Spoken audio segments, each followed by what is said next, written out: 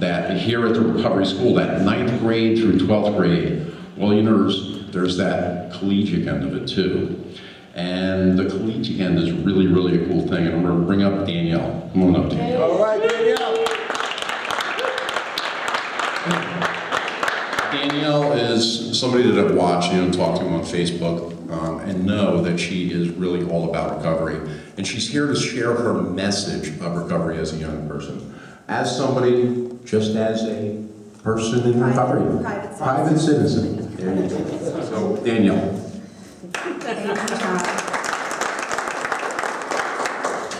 Well, hello. My name is Danielle Tarino, and I am a person in long-term recovery. I am not here on official SAMHSA business this evening. Even more nerve-wrackingly, I'm here on my own personal business this evening. And because of that, I've written notes, because I can come up and do this in front of hundreds of people and give you my policy swag and give you my government swag, and I can talk about that till I'm blue in the face, but this actually makes me really nervous. So I took some notes. I wrote my speech on the way here. I received very valuable advice from Dr. Wesley Clark early in my career, that sometimes I get so passionate that I drop curse words in front of government officials. I have used the F word and the word asshole in federal speeches before, which is also why I have this. And luckily, because I'm young, they let it slide. But as I was also so nicely reminded by Wes the other day, I am getting not younger. And that pretty soon I will no longer be able to consider myself a young person in recovery. And then I really need to go take Toastmasters. So now I am a proud member of Toastmasters. So yes, first and foremost, I would like to thank John, Rockers in Recovery, ProAct, the ARS, for having me. And thank you the most to Rob Vincent, to David Mineta, and to Yvette Torres, for continuing to be beacons of hope in the recovery field. Beacons of hope that allow a young, doe-eyed intern like me to come into the federal government with high hopes of changing the world.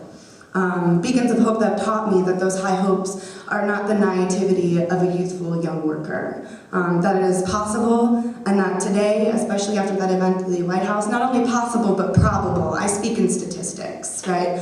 Possibilities are always are always out there, but probability is different. It's probable, and it's a reality today, that those doe-eyed dreams of changing the world are real.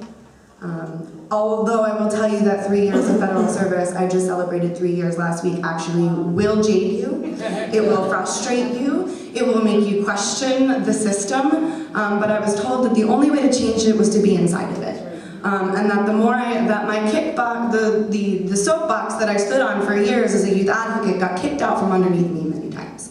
So if I want to change something, just stay there, ride it out, get your tenure. I can retire when I'm 45, by the way.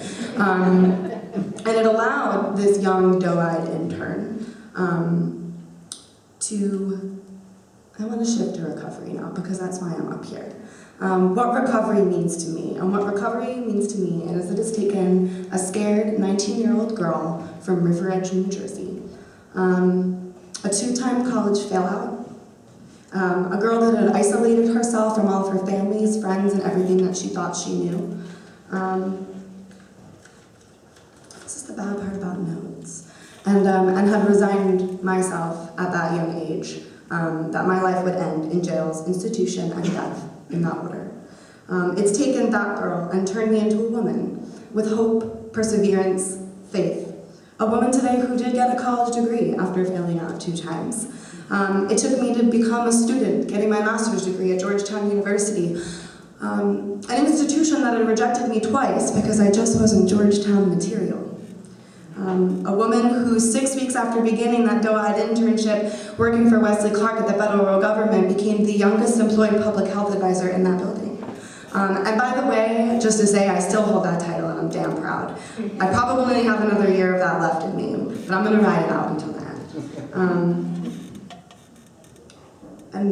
Most importantly, a daughter, a sister, a friend, and who next year gets to marry the man of my dreams. Right? Not the man of the drugs dreams, not the man of my parents' dreams, the man of my dreams who also just celebrated his own 20 years in sobriety. He got sober when he was 16 years old.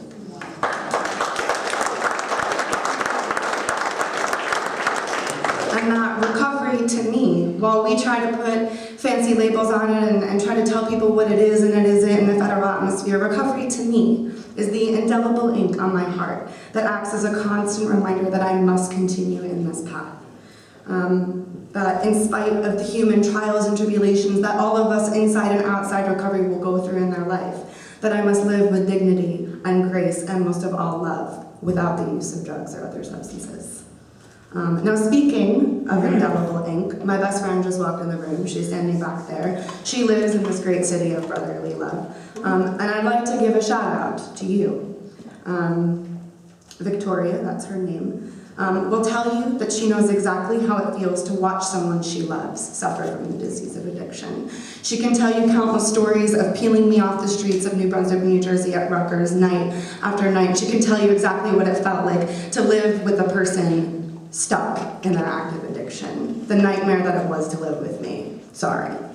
And she can tell you those stories. And so I say all this to say that addiction doesn't only affect those of us that are suffering from the disease of addiction, it affects every person in our lives that loves us around us. And that when one person comes into recovery, we can have the power to heal the entire community. The ability for Victoria to still pick up the phone, bless her heart, for me all of these years later, despite what we went through. And Victoria has taught me a great deal about unconditional love, and how my journey from the bottom to life is filled with people that had unconditional love for me the entire time. I just chose not to see it. And so I'm gonna bridge over to the music part. Like true impulsive young people, Victoria and I have matching tattoos. And those tattoos are the first two notes on the guitar tab to the song, the Beatles song, Hey Jude. When I was thinking about this and about what I was gonna say tonight, because this is about music too, this is about rockers and recovery, I started to examine my own journey with music and my recovery. And I grew up as a daughter of a professional concert violinist. I had an aunt that was a Juilliard-trained pianist. My brother is a jazz saxophone player, and I myself played the violin and the flute. So music has always been in the background of my life, always. From the blaring techno music of the New York City drug-using night scenes that I was using in, and the fraternity basements, to the rooms of the Rutgers Recovery House. And I have to talk about that because Rutgers was one of the original members of the Association of Recovery Schools, and Lisa Laitman, who is still our fearless leader at Rutgers, gave me a life I didn't realize I could have. She was my first drug counselor. She was the first adult that I ever trusted. So professionals, people in the service, people that sit on the front lines that I feel so far removed from today, every day, you do have an impact, because I can tell you she's the reason that I'm standing up here today. And so is the Association of Recovery Schools, and so is the Rutgers community and administration as a whole. Without that program, I would not be standing here. So yes, from the rooms of the Rutgers Recovery House, the music played. The ballads of rock and roll stars that sunk me to sleep on those restless nights, when the memories of active addiction still plagued me, as they often do for those of us that are in recovery. The memories still come, and the music, it drowned it out. Excuse me. It reminds me that music has always been there for me. And to the 3 students that are here tonight, congratulations. You guys are my heroes, because I know how hard it is to be in school and try to stay clean. I know how hard it is to be surrounded in a non-abstinence-friendly environment that Rutgers University it was, and continue to put one foot in front of the other. And I bumped into people that I used on the buses, and I bumped into the people that I used on the trains, and I bumped into the people that I used within the classrooms, and the recovery house that I found my recovery in was only a couple short blocks away from where I used to buy drugs. And the reality is that when you have recovery, it doesn't matter where you are. I was still able to get better and live my life, and when you're done and when you've graduated, give us a call at Rutgers. We'll be here for you. You know, every moment that I've spent in my recovery, not all the moments are good, not all the moments are easy, but all the moments have gotten me better. Back to the music, It's given me the strength and the perseverance and the courage that I was talking about, and I think it gives us all that strength. It gives us those moments to cry, right? An excuse to cry. You blast up the radio, you sit in the shower or the car, wherever you are, you cry, and no one can hear you. And I needed that throughout my recovery. And it gives us one last story, and then I'm gonna shut it down. My very first day at SAMHSA, I was an intern, and I was wearing a skirt that was pointed out to me later that maybe was an office-appropriate hemline. And I was sitting in my car, and SAMHSA has this like crazy windy parking lot that takes 50 minutes in the morning to find a spot, and I was running late. And I'm like desperately searching for this parking spot, and I'm panicking. And those old thoughts of you will never be good enough start to set in. And those old familiar thoughts of you don't deserve to be here because of who you've been start to set in. And I started to panic. I was sweating. And all of a sudden, on the radio comes the song Bittersweet Symphony by The Verve.